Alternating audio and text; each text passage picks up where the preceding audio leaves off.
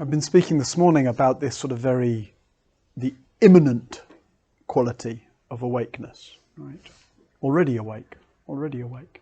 And the opportunity and the practice of coming again and again into this already awakeness. And so I try this afternoon a little bit to weave that into a larger map, maybe, of some of what we get awake to. Because often the emphasis isn't so much on what we're getting awake to, but more is, and you have to see for yourself, you might find yourself framing it in this kind of hope, actually, of that we awake from. You're awakening from all this stuff into something else. Something that, we might call enlightenment, even though that's the terrible translation of anything the Buddha ever said. Buddha's favorite epithets to talk about the promise and possibility of this practice were bodhi, awakeness, and vimutti, means freeness. Awakening and freeness. So I always find the word enlightenment is a little clumsy. I generally don't use it. But nevertheless, that sense of awakening from the complexities and difficulties of living in a human heart and mind and body, and with human conditioning and habits and defenses and all the rest of it. And so we tend to understandably want to focus on where we're going. Wisdom and compassion and awakening and enlightenment, if you don't mind that word.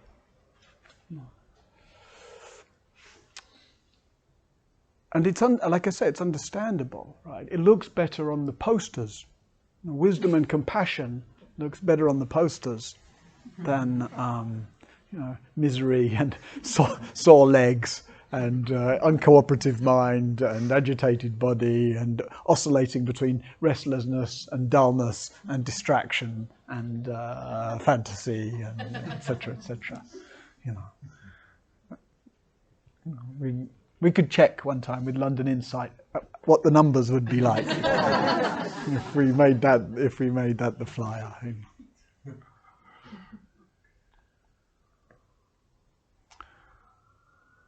But actually, ironically, wisdom and compassion, despite there being various practices, that sort of lean particularly in that direction, compassion practices, for example, and there's a certain kind of wave of interest in compassion practices at the moment, and self-compassion and things, etc. And those, of course, can be helpful for people in various different ways. But most essentially, I would say, wisdom and compassion don't need any help. They don't really need any cultivation, actually. Wisdom and compassion are kind of fundamental properties of our true nature. The more we recognize the fundamentally awake nature of consciousness, the fundamentally clear nature of consciousness, the fundamentally spacious nature of consciousness, the fundamentally inclusive, permissive, loving nature of consciousness, the more we see that wisdom and compassion isn't a property of the self. It's not something I do or could do even. We can approximate it, right? And so sometimes that's what those practices are. We try to approximate, come up with a version of wisdom or compassion. We try to act wisely and compassionately. Good.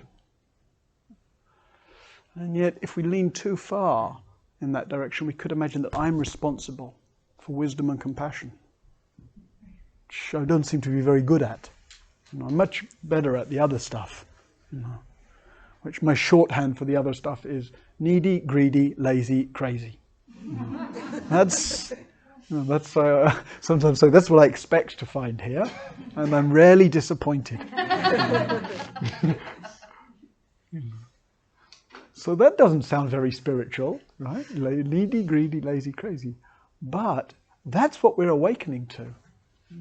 You'll have much more success awakening to needy, greedy, lazy, crazy than to some lofty vision of what I think it would be like to be awake, or what I think wisdom and compassion ought to look like, or what I think the wise, compassionate version of Martin ought to be like.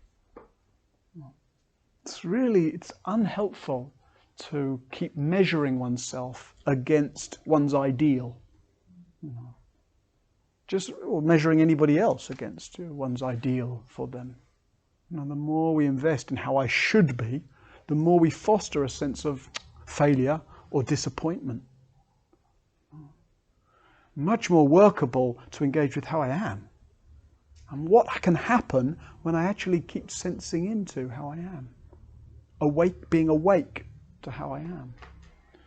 So that we actually then start to notice our habits and beliefs and restlessness, our neediness and greediness and laziness and craziness. And find out, why do they seem so compelling? Why, when I have all these great ideas about being mindful and compassionate and kind and wise and spacious and cultivating good habits and abandoning bad habits and etc., why does all that shit keep getting a hold of me? Right?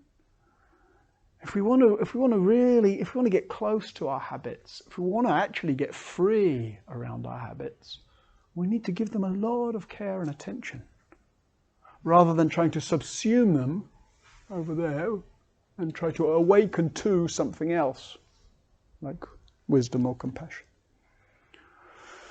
So there's just the encouragement in all of that to actually come in graciously, and to come in tenderly, and to come in caringly, and to come in forgivingly, and to come in wide awakely, to come into the shadow stuff, we could call it, the bits that we easily feel shouldn't be there, and then feel uneasy or guilty about, or that we don't like to talk about with others.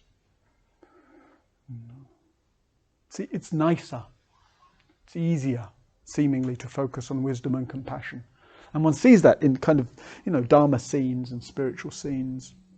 There's a lot of stuff that's actually, goes on in the psyche. It doesn't get very much attention. Like hatred. Well, we don't want to go there. And yet we can all find ourselves, even if it's just flickerings, even if it's stuff that doesn't get acted out, we can find ourselves within us the impulse of that sense where we just reject the other, or ourselves. And if that doesn't get spoken about, if it doesn't get normalized, then it doesn't get let into our consciousness, and it becomes some sort of dark, lurking, shameful seeming part of me. So, having spent the first few years of my practice trying to meditate all that stuff away, trying to wake up to something more pure and spiritual, and it not working very well. I mean, it works in some ways, right? Gains momentary access to and clarity about and awe at, some of the mysterious, brilliant nature of consciousness, the extraordinary possibilities of meditation. One touches into maybe moments of profound peace, or profound openness, or profound sense of interconnection. Wonderful. And then those moments, because they're just states or experiences, and all states, all experiences, are fleeting. So they then quickly get subsumed again by habitual mind. And then we feel disappointed, or feel that we've lost something, etc. So then I've certainly found myself, I had to turn back into and become more interested in, and certainly more tolerant of, and more engaged with the needy, greedy, lazy, crazy one. So much of the book actually is it's much more, it's got more psychological material and more emphasis on actually looking into and uncovering and working with our own psychology than I think a lot of Dharma books somehow. Sometimes we can have the sense that, oh, just let go of the story. You know? And of course there's a time and place for dropping and dropping and dropping and dropping the story. But that can also be avoidant in some way. You know? So there's a middle way, right, between on the one hand just being subsumed by my story and believing in my story and acting out my story and reinforcing my story, you know, so that then I become more and more wedded to my habitual story of me and my life and my problems and my needs and my preferences and my at the center of it all. And then on the other hand, the kind of pseudo-spiritual bit where we just there's no one here. No, not self. I'm trying to just give myself away, hide myself under my meditation cushion, and hope it won't leak out. So I thought to look in one way or another this afternoon a little bit at some of the material that we're invited to be awake to, tolerant of. There's lots of ways to do that. I mean, even though there's this strong word to say fetishization, but I think to a certain extent in our kind of present day, in a European context, this sort of lay Dharma scene inspired by Buddhist practice, but with a lot of people who are very ambivalent about identifying as Buddhist or not, or whether even, how to relate to that. There is a certain kind of fetishization of wisdom and compassion, or enlightenment, or just niceness sometimes, at the expense, right, of entering the swamp somewhat. Ajahn Chah, famous and very beloved Thai teacher, was well known for he would walk around the monastery and people would be practicing, and traditionally in that monastery one sits outside of one's kuti, right? If you sit inside your kuti, you're seen as a bit of a slack practitioner because God knows what you're doing in there, right? You could be napping all day. If you're outside your kuti, nowhere to hide. So Ajahn Chah would walk around and check in with people, and one of his favorite ways to check in with people was to say, "Oh, hello, how are you suffering today?" How are you suffering today? And, it sounds strange in some way, but it's a way of normalizing. It's like, because if you're not in touch with the grit, what are you doing? What are you doing? And there's also room for the answer. No, sometimes not suffering today. So that might be just the first question. How are you suffering today? Invitation just to kind of meet the inner experience, and then to see, and how are you meeting? How are you suffering today, and what are you doing with it? Are you being tender with it? Right? Are you being spacious with it? Are you interested in it? Or are you blaming it? Are you trying to get rid of it? Or are you just lost in acting it out? Right? Making it somebody else's fault? Etc.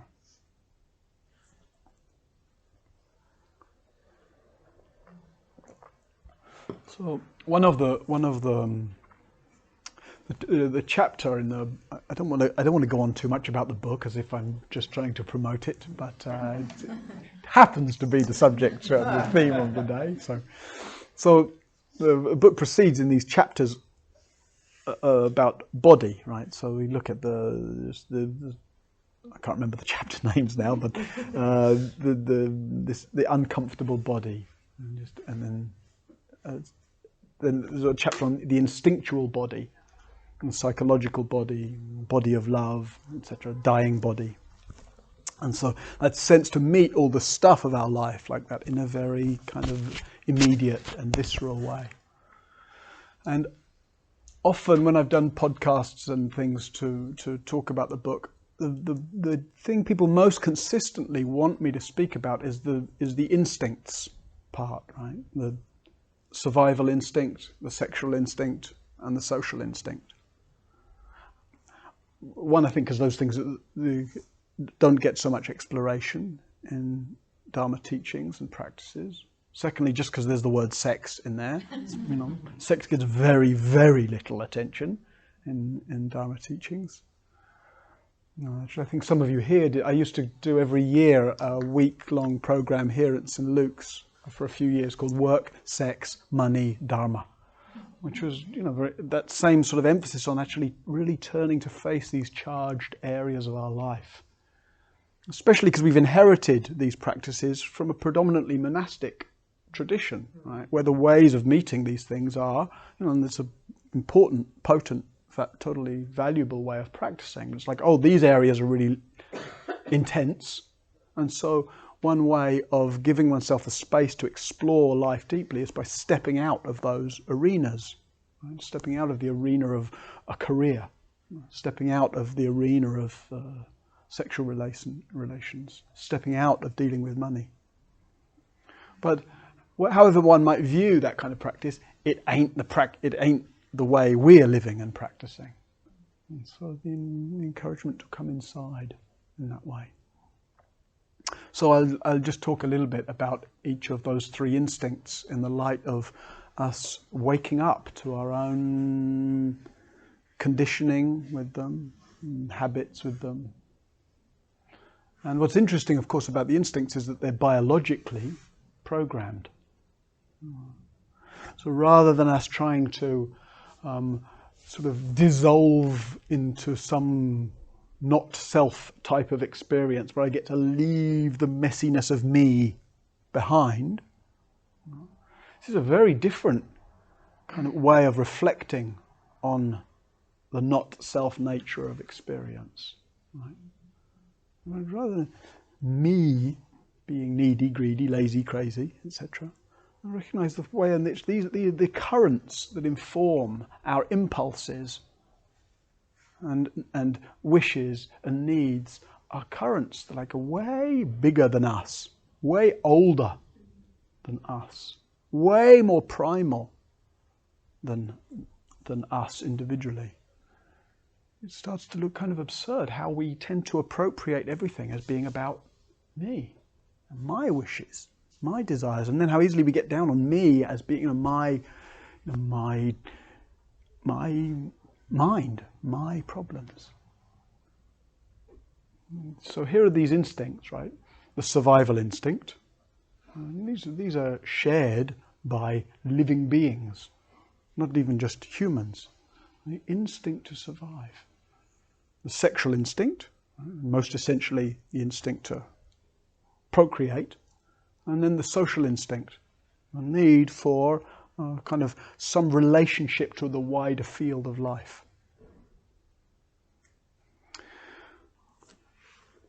And we're the products of whatever way one sort of sees evolution. Nevertheless, this is one expression of it. Right? So we've arisen out of these kind of countless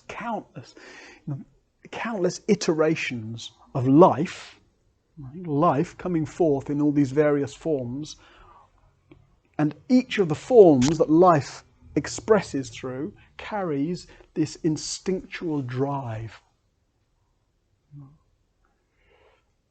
And without this instinctual drive, we wouldn't manage. Right? Without the instinct to survive, we would have died out. Without the instinct to procreate, we would have died out. Without the instinct to be related to a wider field, we would have died out. And we find ourselves living with those same instinctual drives. Right? And yet we also find ourselves living not so close to their biological imperative. Right?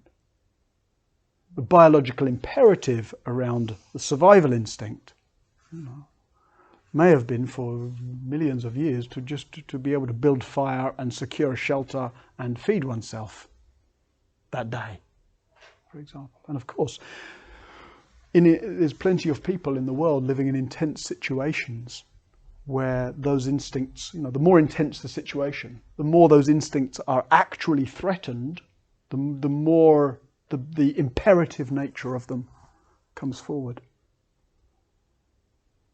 And then here we are living this kind of 20th century Western European urban life with its challenges and complexities and difficulties, and also with its comforts and conveniences. And we might look at our own life and our own housing and our own clothing and our own means of transport and all the rest and feel, wow, we're very far away from these biological imperatives. Right? I mean, or not. I don't know your situation. You may have been close to eviction recently, or maybe right now. Maybe the survival instinct is alive in you because of your circumstances in a way I have no idea about, etc. But it also may be, right, that actually that it's been a while, probably for most of us here. It's been a while since we were particularly concerned or preoccupied with how I'm going to feed myself today, right? For example. But that doesn't mean that we've left the instincts behind, right? Because they're super biologically hardwired in us. So how do they show up? In fact, the further away we get from the biological need, right? It's not like we have much of a biological need for the sexual instinct either. It's not like we really need loads more humans on the planet right now. But again, like the survival drive, like the sexual drive, just because we're far away from the kind of original driving force of the instinct, it doesn't mean in any way that we've left it behind. So how do they show up? And what are the different styles in which they show up, and how might one meet them freely, learn about one's particular style, and on the one hand inhabit the truth of one's biology. You can't transcend biology. A lot of spiritual practices have a kind of transcendent element, but you can't transcend biology. This is the apparatus you've got, this body with its, its capacities and talents, and with its limitations. So, how can we meet and explore and understand the instincts and live graciously, freely, fluidly within them? So the first thing I think is helpful to point out is that we tend to, each of us, have a dominant instinct. We tend to be more governed by one or the other of those. We tend to be, in other words, a survival type, or a sexual type, or a social type. And one way to understand that is to see what your primary preoccupation is. The primary preoccupation of a survival type is with oneself. Right? It's like the loop of concern is an intra-personal loop, self to self. What do I need? Am I safe? Am I comfortable? How do I make things okay for me? Survival type is somebody who likes to maybe have the cupboards well stocked at home. If I have enough food, then I'll be okay. I still like to have, like things in place that seem to support comfort or safety. There's a preoccupation, in fact, often with comfort and safety. Survival type is one who tends to to self-regulate or recover from difficulty or anxiety or stress by retreating into one's own company. Right? I need some space, says the survival type. So it's like the preoccupation is about what do I need?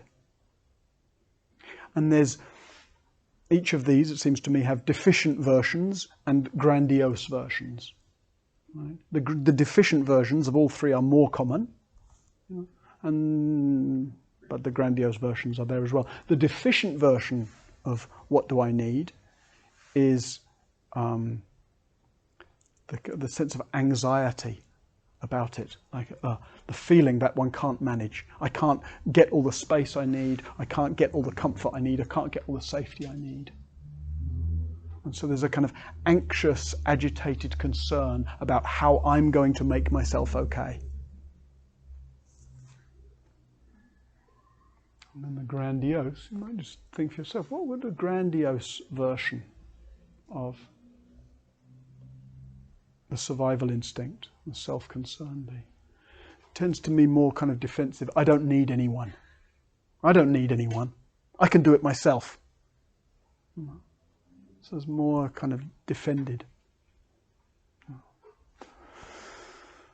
And we can all recognize some elements, because hey, we're multifaceted, complex people, and so these are they're very human experiences. We can all recognize all of them, and yet we can also recognize some alarmingly more than others.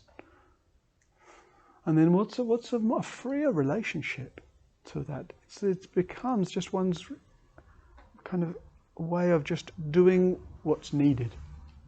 There's no neurotic need for one to have certain things or be a certain way, but there's also no difficulty or shame with taking good care of oneself. Eating well, resting well, doing what one needs to do to take appropriate care. Sometimes that can be very difficult for some people. There's this sort of strange spiritual cliche that you can't love others until you love yourself. It's rubbish. Lots of people, I'm sure you do, are very good at taking care of other people. They're kind, they're generous, they're attentive, but they're very negligent or harsh with themselves.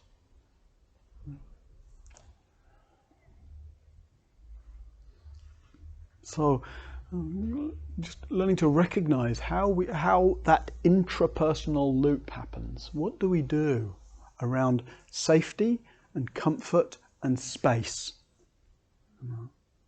How much we grab for it, with the belief that if I can get comfortable enough or safe enough or have enough space, then I'll be okay.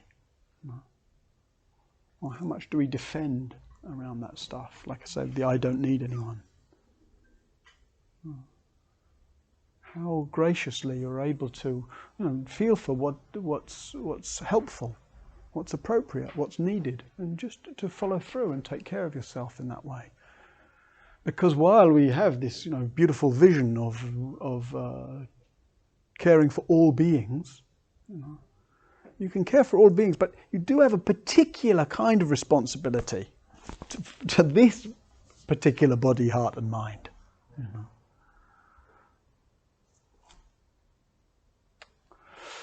And then the social instinct, for one in who the sexual instinct, isn't so much necessarily about sex, but it's more about the fixation on the other, another.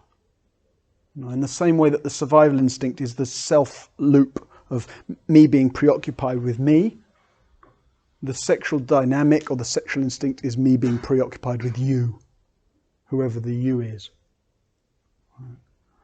And so then there's the belief in there that you've got to make me feel okay.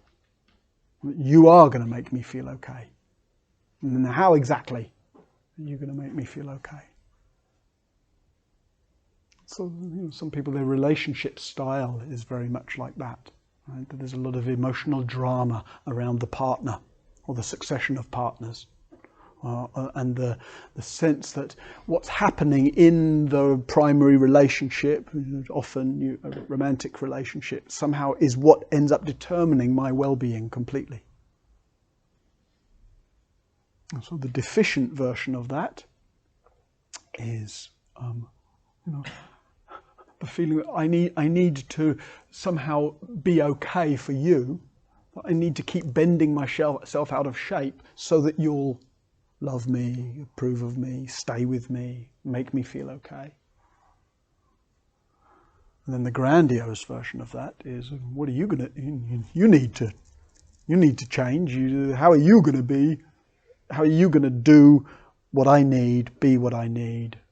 The expectation that you're supposed to keep anticipating my needs, responding to my needs, meeting my needs. But in either way, the sense is that my needs are dependent, or my well-being is dependent on you meeting my needs. And so then what's a freer relationship to that? What's a freer relationship to the particular, amazing, exquisite, intimate dynamic that can happen between two people? The freer dynamic of that is the capacity to actually to recognize that there's a particular quality of connection that happens one-to-one. And sex is one example of that. But it can also just be the intimacy of a conversation. It can be an intimacy of being together without any conversation. A kind of shared, trustful, easeful harmony. Sometimes the harmony born of just great familiarity with another. It's a freer way of that, and the capacity to kind of step into relationship, to step into loving and being loved. And so, it's so essential, right? That it's so deep in us, the wish to love and to be loved. It's not an exaggeration to say, if we really sense into our kind of deepest human wish, and many of us might say, well, deepest human wish, that longing to love and to be loved. And yet, we make it really complicated and fractious, and we hurt and reject each other in all kinds of ways. So, how helpful then to actually, explore that dynamic, not to be afraid of it. If one finds one's got a deficient relationship, to say what's going on that I keep needing to undermine my own agency or needs or wishes to try to neurotically and frantically please the other, as if that's going to make me okay. Or what's going on that I'm laying this burden on the other where, you need to change and you need to be like this and this is how you need to make me okay. Again, without punishing or blaming or judging oneself for that. So the reflections with these, like, how are you with yourself? How do you meet yourself? Is really the essence of exploring the survival instinct. And then how do you meet others and let yourself be met? How do you meet another and let yourself be met by another? Particularly a significant other, a close other.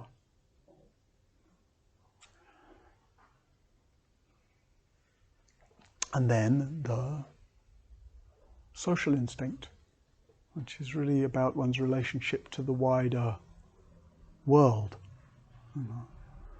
So rather than just self to another, it's the loop is self to world. What does the world think of me?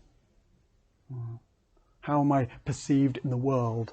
How do I get my needs met by the world? Or how do I get recognized by the world? So the deficient version of that is just feeling kind of neurotically anxious about not being enough.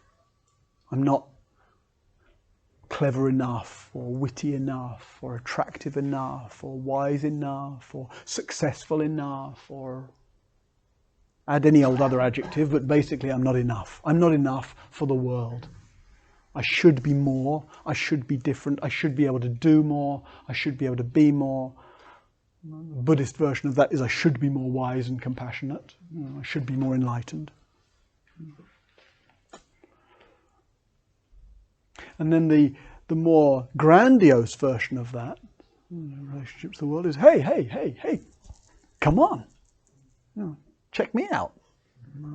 It shows up as a kind of entitlement, expecting that the world should be organizing itself to conform with my wishes and preferences, right?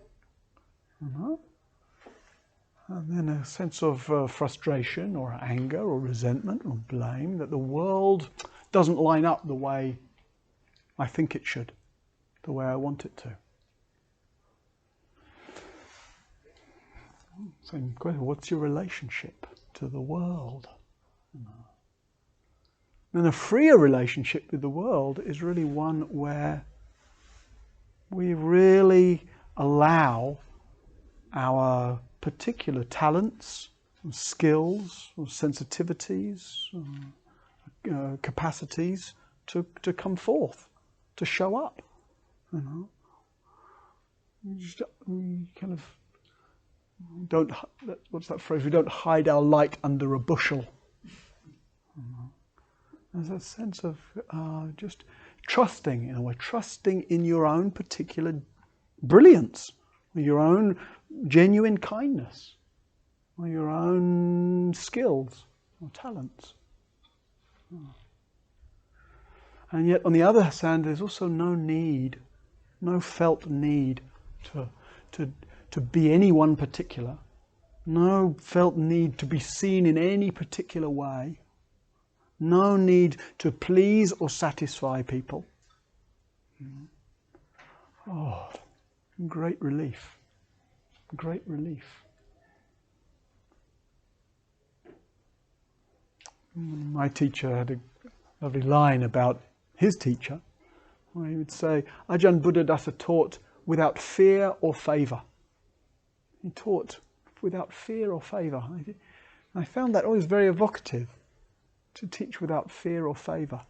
There's that expression of, when we find ourselves addressing people, whether that's in this situation, me addressing you, or when you find yourself addressing people, if you have to give a talk somewhere, or even sometimes you're just in a little group at a drinks party. Do you remember those from a couple of years ago? And people just would invite you round in a group to their house and hang out. When you're just chatting. And then suddenly, it's all going quiet and it's just you talking. Yes. And everyone's listening to you. And you're suddenly expected to, I've got to be entertaining or clever or have an original view or something. That's the best bit, Martin, isn't it? So just that sense of the dropping away of the need to be seen in a particular way. And the capacity to trust in... To recognize and to trust in one's particular brilliance. It's kind of amazing being a human being. I might just invite you to say, just to reflect for a moment, what's your particular brilliance? And if you don't know it, spend a bit more time with that question so that it can become increasingly obvious to you and increasingly available to you. And increasingly easily and naturally and beneficially expressed.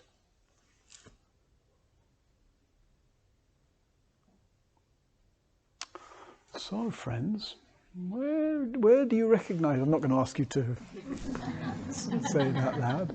Where do you find yourself in that kind of just map next week?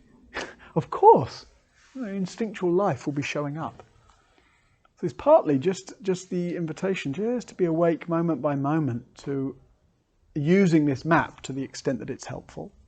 It's partly the invitation as, whenever some friction shows up, whenever some need to be a certain way shows up, whenever some tightness about how I am with myself, or how I am with another, or how I am in the world shows up, then, maybe there's something in this material to be awake with, to be interested in, to listen for.